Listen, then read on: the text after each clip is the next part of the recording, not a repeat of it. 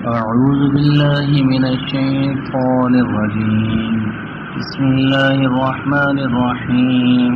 ألم تر إلى الذي حاج إبراهيم في ربه آتاه الله الملك إذ قال إبراهيم ربي الذي يحيي ويميت قال أنا أحيي وأميت قال إبراهيم فإن الله يأتي بالشمس من المشرق فأت بها من المغرب فبهت الذي كفر والله لا يهدي القوم الظالمين.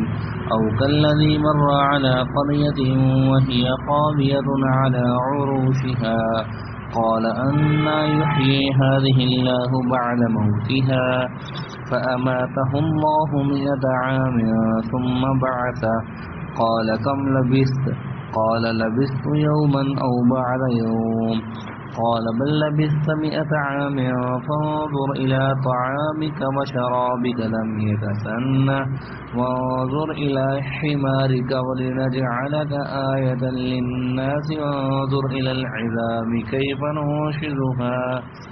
كيف ننشزها ثم نكسوها لحما ولما تبين له قال أعلم أن الله على كل شيء قدير.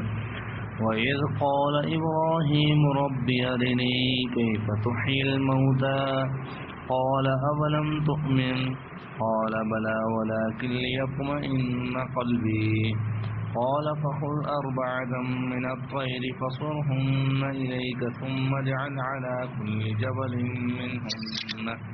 منهن جزءا ثم ادعهن يأتينك سعيا واعلم أن الله عزيز حكيم.